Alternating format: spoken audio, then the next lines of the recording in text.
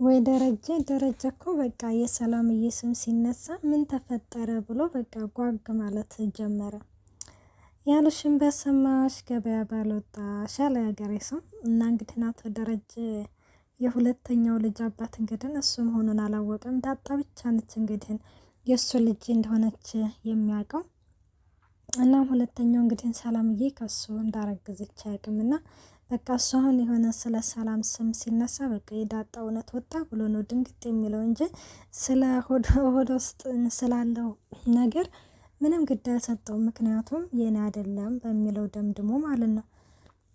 ሰላምዬ በነገራችን ላይ ዳጣን አምጥቶላት ቢሆን ከመጀመሪያው ልጄን ስትል ልጇን ቢያመጣላ ኖሮ በእርግጥ ሁለተኛ አታረግዝም ነበረ። እሷ ግን ጠየቀች ልጄና አለች እና ከዛ በቃ እንደማትመጣ ስታቅ ልክ መስከሩን ተጠቅማ ስካሩን እንግዲህ ተጠቅማ ያንን አጋጣሚ ተጠቅማ እንግዲህ ነው ሁለተኛ ያረገዘችው።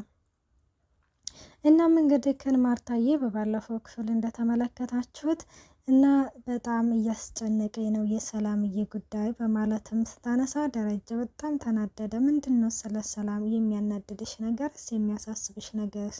እንደ ጎረቤት የሚወራው ምንድነው? የሚያወሩት አለ። ምንድነው የሚወራው? ምን ሰምተሽ ነው ሲል እንግዲህ ግን ማርታ ለምንድነው ቆይ የምትናደደው? እንደዚህ ምን አናደደህ አንተ ስትለው እንዲህ ማርታዬ እንዴት ነው የማልናደደው?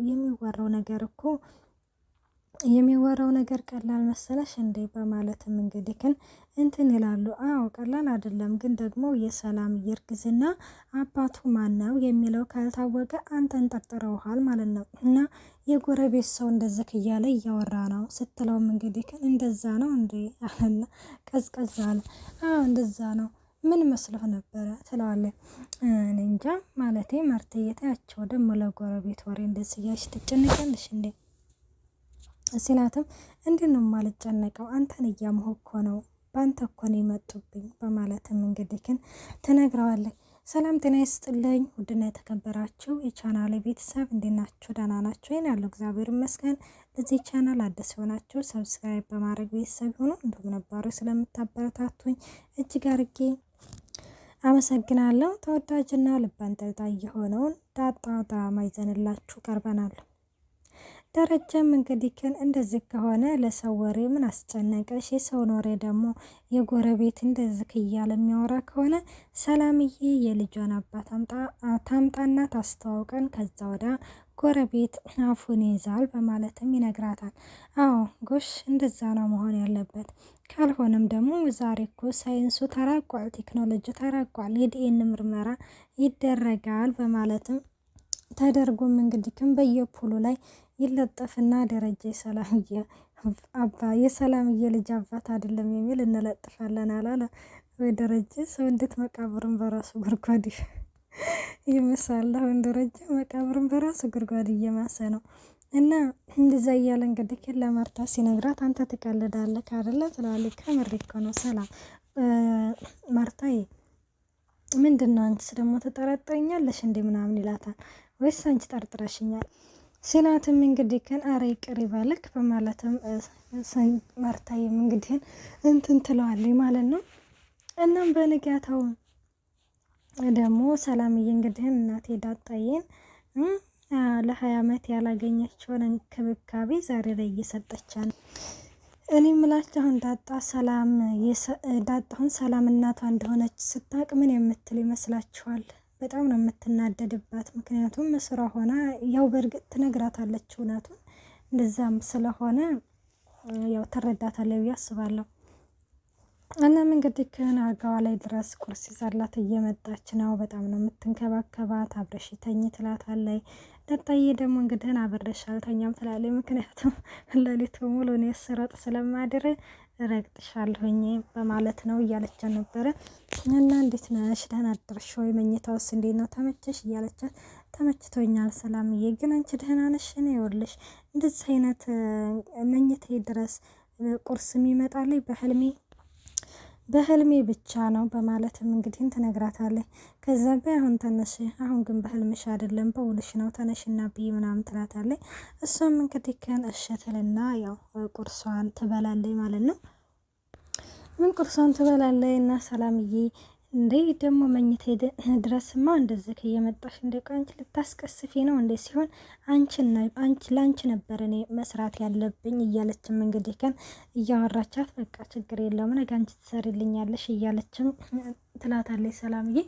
ከዛ ውሃ እያጀሬቷ ከእንቅልፏ ተነስታ ሽንት ቤት ገብታ ጥርሷን ቦርሻ ምናምን እንግዲህ እንደለመደችው በጠዋትዬ እንግዲህ ይህን ሰላምዬ ለውሃ ነበር ፈትፍታ የምትጠብቃት እና ኪችን ስትሄድ የለችም።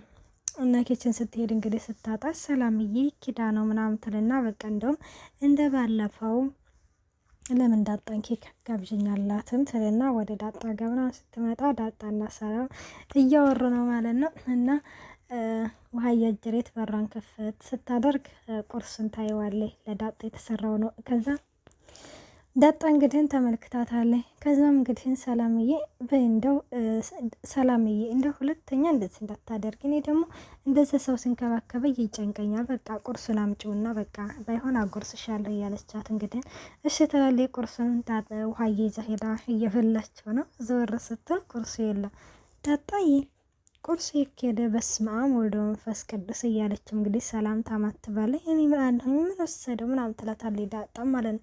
ከዛ ስትወጣ ውሃዬ እየበላቸው ነው። አንቺ ትላለች ሰላምዬ፣ እኔ እኮ ኪችን ድረስ ሄጄ እኮ ስፈልግሽ የለሽም ምናምን ትላታለች። ጎሽ ደግ አደረግሽ ቤቢ። እሷ ስትግደረደር አንቺ ደህና በላሽ አይደለ? በሉ ግቡና አንድ ላይ ብሎ ስትል አይ ሰላምዬ ቁርሱ እኮ ለሁለት ሰው እኮ አይበቃም፣ ባይሆን ከተረፈኝ እሰጣታለሁ ትላታለች። እናም ይሄንን ትላታለች እና በቃ ግቢና ብይ ሻይም አለልሽ ሻይም ጠጪ እያለቻትም እንግዲህ ከነሽ ምናምን ትላለች። ደረጀ እንግዲህን በንጋታው ቆመው ያው ወደ ውጭ እየተመለከተ ማርታዬ በጣም እንደተጨነቀ ትነግረዋለች። ምንድን ነው ያስጨነቀሽ ማርታ? የሰላም ጉዳይ ነው አሁን የሚያስጨነቀሽ ስላት፣ አረ ምን የሰላም ጉዳይ ነው እንደዚች ኤቢ ጉዳይ ነው እንጂ ለምርቃኔ እኮ ቀለበት ካላደረግኩ ብላ እኮ ድርቅ ብላለች ስትልም፣ ይኸውልሽ ማርታዬ ይህንን ነገር እንደማይሆንም ብለሽ ንገሪያት ይላታል። አረ እኔስ አይሆንም ብዬ አልነግራትም ከትያርጎልኝ ነው ኤቢ ከናታን ጋር ብትጋባልኝ አርጎልኝ ነው ትላለ። ከዛ ይኸውልሽ ይሄ የማይሆን ነገር ነው፣ ሲዋደዱ ነው እንጂ ሁለቱ መሆን ያለበት። እሷ ወዳው እሱ ካልወደደ ችግር ነው የሚመጣው። ይህንን ነገር ደግሞ ጎረቤት ሰምቶ አንገትሽን እንዳያስደፋሽ ይላታል። ወይ እሱስ ልክ ነህ፣ እኔ ስለማንም አላወራሁም በማለትም እንግዲህ ማርታዬም ትመልሳለች። እናም እንግዲህን ደረጀም እንግዲህን ሁለቱ እንደማይዋደዱ ይህ ነገር እንደማይሆን እየነገራት ነበረ። ማርታዬም እንግዲህ አይ ይሆናል አዲሞ ብታይ የናታንም አባት ሁለት ቀን ደወለልኝ ከዛ ወዲና በጣም ነው ደስ ያለው ሲሆንም አንተ እንድትገፋፋቸው ሲል አይ እኔ እዚህ ነገር ውስጥ እንኳን የለሁበትም ይላል። በቃ እኔ ጨርሰዋለሁኝ እያለችም እንግዲህን እንትን ትላለች። ኤቢ ደግሞ እንግዲህን ናታንን ለማስከር አርጁ አረቄ አምጥቶላታል። እውነት ይህንን አረቄ እንግዲህ ተኝቶ እንደው ከችግር እኮ ነው እንግዲህ ካረገዝኩኝ ውዱም ሆኖ በግዱ ያገባኛል እያለች ነው። በነገራችን ላይ ይህ ነገር በፍጹም መሆን የለበትም ብዬ ነው የማስበው። በእርግጥም የሆነ መሰናክል እንደሚገጥም በዳጣና በናታን መካከል የሆነ ነገር ይፈጠራል። የሆነ ነገር ስላችሁ የሆነ ርቀት ይፈጠራል። አሁን እንግዲህ ባረቂው ምክንያት ወይ እንደዚህ እኮ ነው ወይ እንደዛ ሆኖ ትልና ኤቢ እንግዲህ ለዳጣ ትነግራታለች ብዬ ነው የማስበው። በዛን ጊዜ እንግዲህ ወይ ዳጣ ልትርቅ ትችላለች። እናም እንደዛ እየተባባሉ ይገኛሉ። እንግዲህ ማርታም ለኤቢ አባትሽ ይሄንን ነገር እንደማይሆን እያለ ነው፣ አይሆንም እያለ ነው ድርቅ ብላ ስትልም ትነግራታለች ማለት ነው።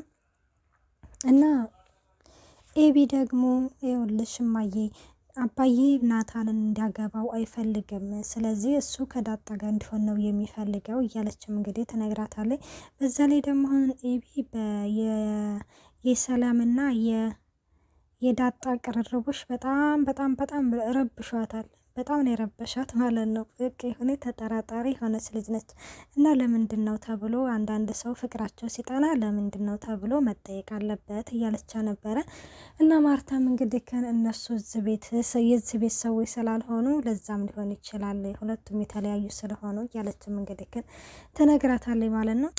እና ናታን እንግዲህ ከኢቢችን ዳጣን እና የምነግርሽ ነገር አለ ብሎ ወደ ውጭ ይዟት ይወጣና እና በለሽ ቶሎ ንገሪ ስለዋለ ከዛ በቃ መጀመሪያ ጉንጭን ሳሚኝና ይላታል። ወይ ናታንዬ ቀሽም ነገር ነህ እንዴ? ቶሎ ንገረኝ፣ አሁን እኔን አጓጉተህ ሞታል ትላለች። በቃ ካልነገርሽኝማ አልነግርሽም ማለት ካልሳምሽኝማ አልነግርሽም ይላታል ማለት ነው። ከዚህ ይህንን ሲላት እንግዲህ ጉንጩን ትሰማዋለች እና እንዳለችኝ ሰላም ምን እንዳለች ታውቂያለሽ? ምን አለችክ?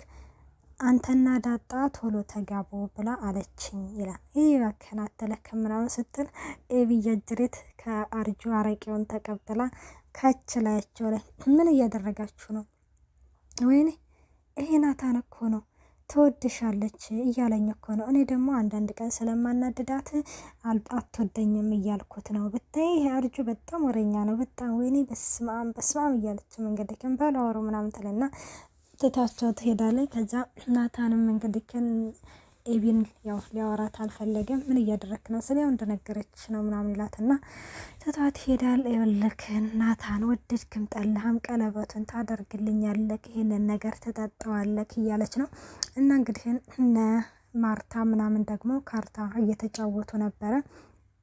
እና እኔ ደግሞ እዚህ ፓርት ላይ ውሃ ነች አሳቀች። ጆሮ ውስጥ ጥልቅ አላለበትም በጥፍሯ እንዴት የተመታች ልጅ። እናም እንግዲህ ውሃ ነች እሷም እንግዲህ በጣም ትጮኻለች። እና እነሱ እንግዲህ ካርታ በሚጫወቱበት ጊዜ እሷ ሄዳ እንግዲህ ውሃ ውስጥ ያንን አረቄ ጨምራበታለች። ምን ይፈጠራል የሚለውን ደግሞ በቀጣይ ፓርቲ ይዘንላችሁ ቀርባለን። እስከዛው ባይ ባይ፣ መልካም ቆይታ።